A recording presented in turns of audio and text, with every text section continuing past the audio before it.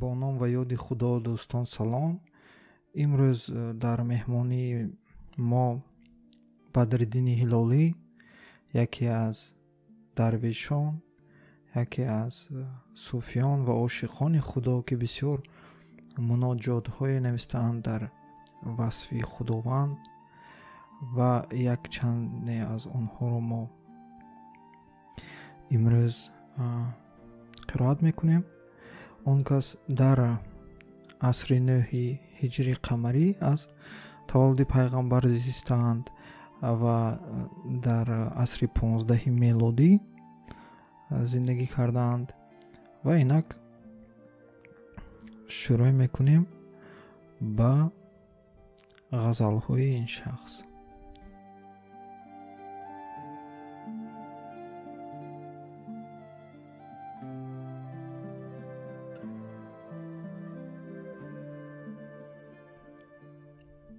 یک دو روزه میگذارد یاری من تنها مرا، وه که هجران میکشد امروز یا فردا مرا.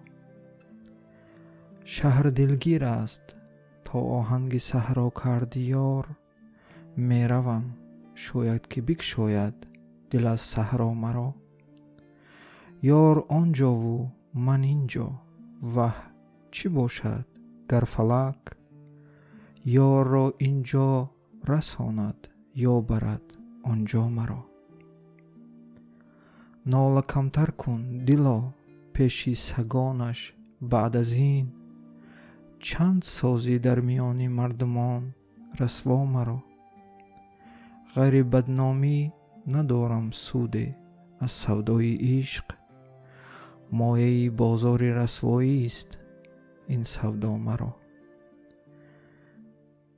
میکشم گفتی هلالی را به استغنا و ناز، آره آره میکشد آن ناز و استغنا مرا.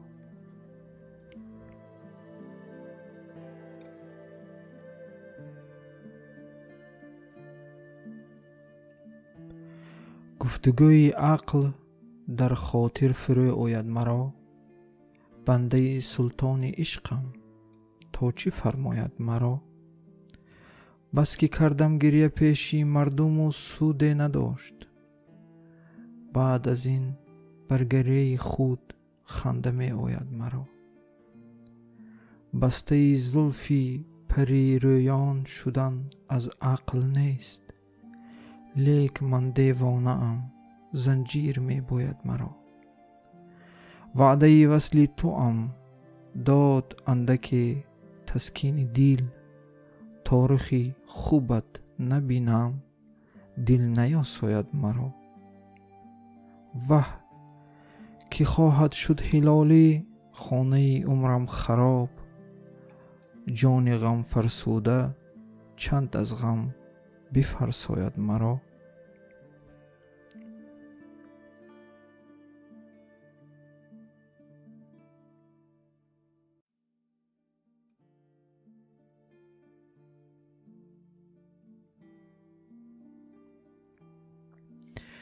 ای شهسوار حسن سرافراز کن مرا، ای من سگت به سوی خود آواز کن مرا.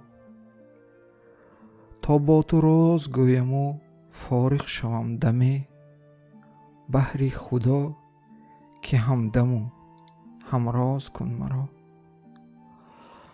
لطفی تو معجزه است که بر مرده جان دهد، لطف نما و زنده ز اعجاز کن مرا. چون کاکلی تو چند توان گشت بر سرت، تیغ بگیر و از سر خود باز کن مرا.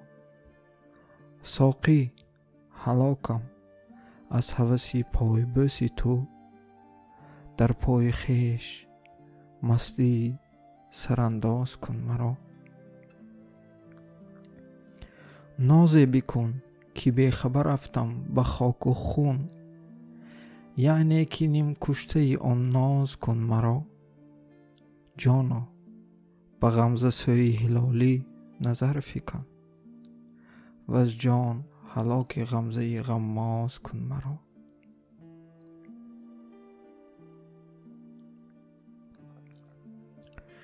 زان پیشتر که عقل شود راهنمون مرا، عشقی تو ره نمود به کوی جنون مرا. هم سینه شد پر آتش و هم دیده شد پر آب، در آب و آتش است درون و برون مرا. شوخی که بود و مردن من کام او کجاست، تا بر مراد خویش ببیند کنون مرا. خاکی در از قتل من آغشته شد به خون، آخر فکند عشق تو در خاک و خون مرا. چشمت که صبر و هوش هلالی به غمزه برد، خواهد فسانه ساختن از یک فسون مرا.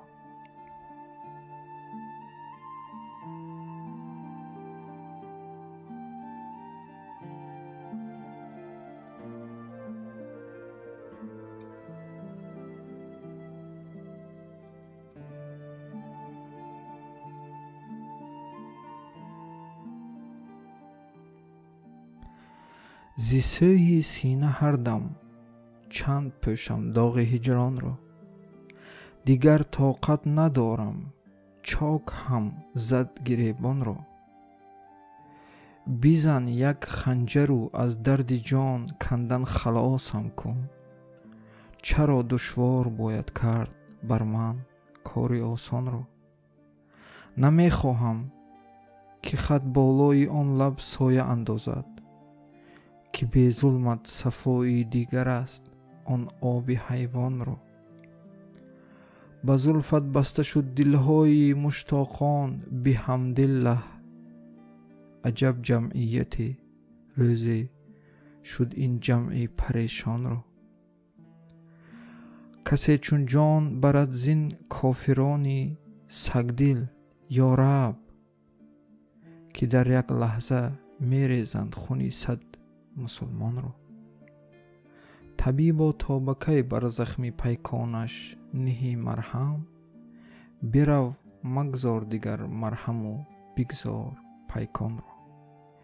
هلالی دل منه بر شیوه آن شوخ عاشق کوش، سخن بشنو وگرنه بر سر دل میکنی جان را.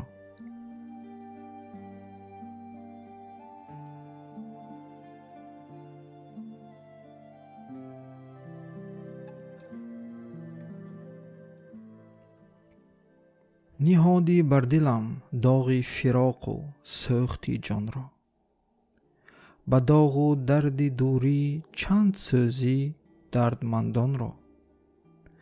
من زین بیشتر چون لاله داغ بر دلی خونین، که از دستی تو آخر چاک خواهم زد گریبان را. شدم در جستجوی کعبه وصلت ندانستم، که همچون من بود سرگشته بسیار این بیابان را. اگر چشمی خضر بر لعل جان بخشی تو افتادی، به عمر خود نکردی یاد هرگز آب حیوان را. خوشان باشد که در هنگام وصل او سپارم جان، معاذ الله از آن ساعت که بینم روی هجران را.